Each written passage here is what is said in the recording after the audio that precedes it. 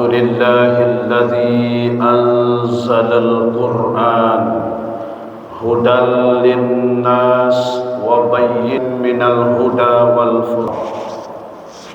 أشهد أن لا إله إلا الله وأشهد أن محمدا عبده ورسوله.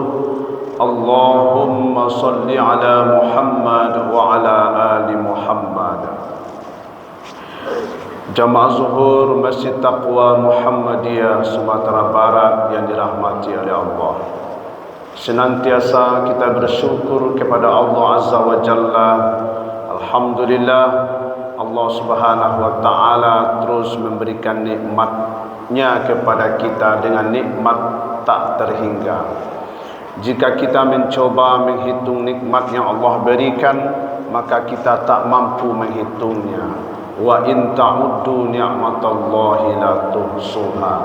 Jika kamu mencoba menghitung nikmatku, kata Allah, maka kalian takkan mampu menghitungnya. Kemudian salawat dan salam semoga selalu tercurah kepada Rasulullah Muhammad sallallahu alaihi wasallam. Allahumma salli ala Muhammad wa ala ali Muhammad. Rasulullah sallallahu alaihi wasallam telah meninggalkan pusaka kepada kita semua, di mana apabila kita berpegang teguh kepada dua pusaka yang beliau tinggalkan, kita akan selamat dunia dan akhirat. Taraktu fikum amrayni ma in tamassaktum bihima lan tadillu abada, kitaballah wa sunnatur rasul. Aku tinggalkan dua pusaka kepada kalian, jika kalian berpegang teguh kepadanya tidaklah akan sesat.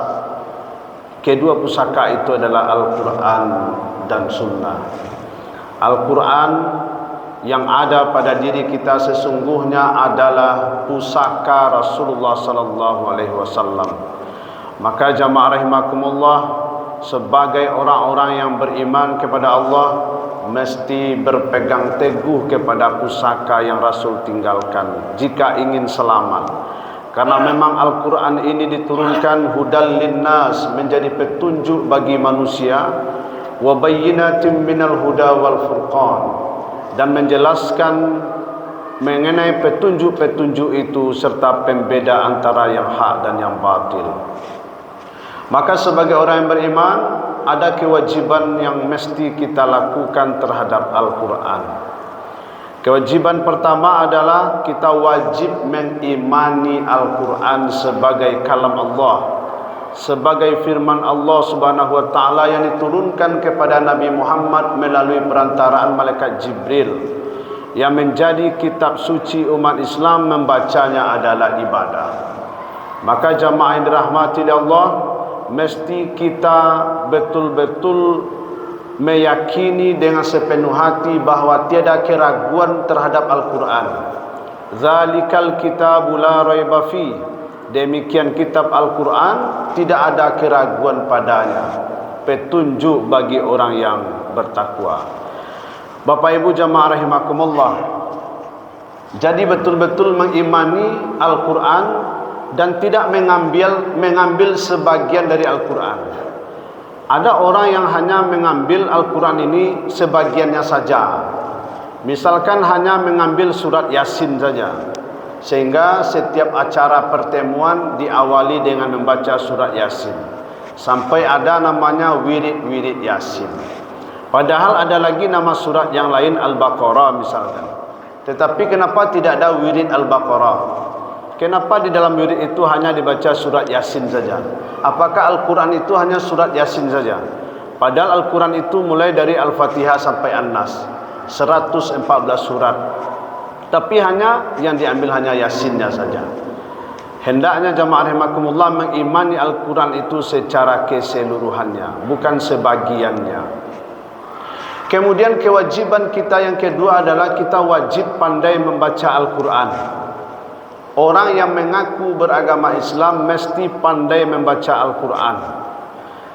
Bagaimana mungkin Al-Quran ini menjadi petunjuk bagi kita sementara dia tidak dibaca, atau jarang dibaca, atau membacanya hanya pada bulan Ramadan saja?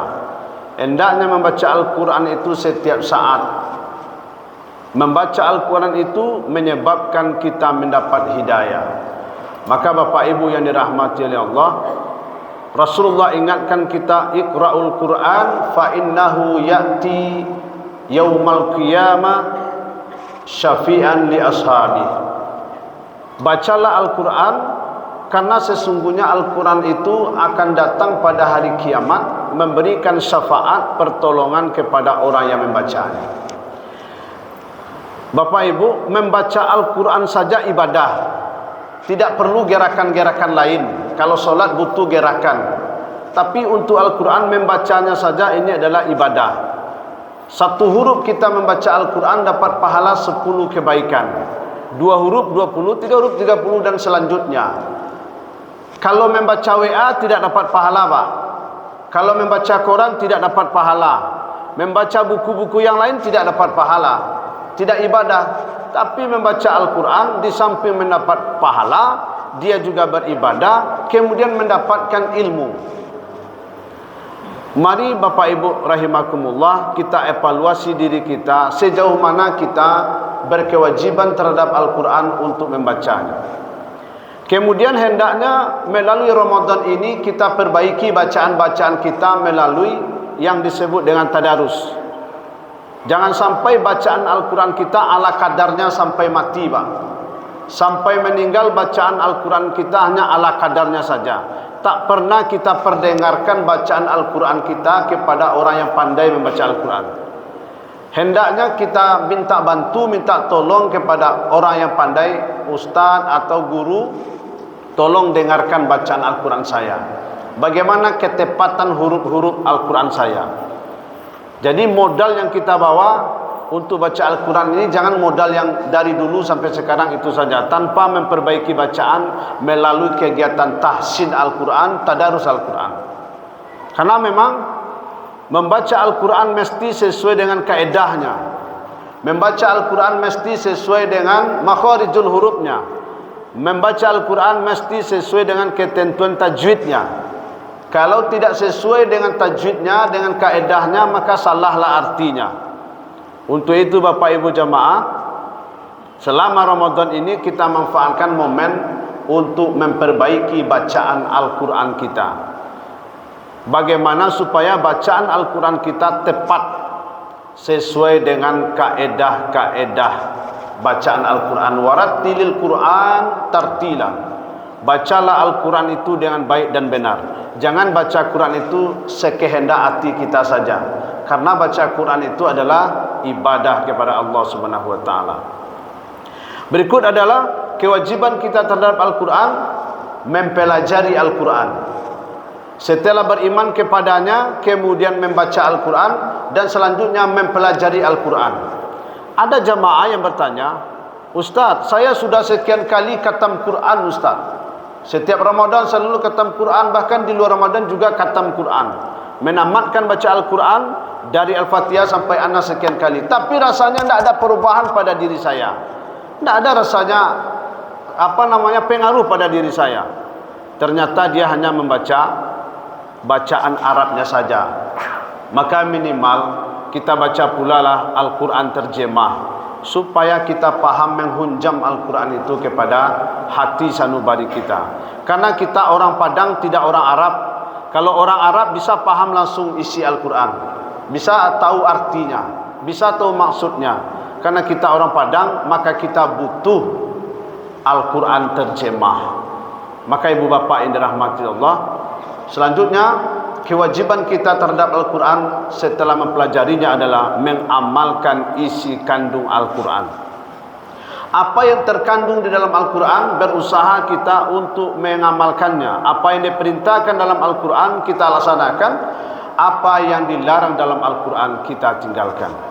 Semoga kewajiban-kewajiban kita terhadap Al-Quran ini kita tunaikan, dan akhirnya Al-Quran itu betul-betul menjadi hidayah dalam hidup kita. Camkanlah, semoga bermanfaat. Fa'tabiru ya ulil albab la'allakum turhamun. Assalamualaikum warahmatullahi wabarakatuh.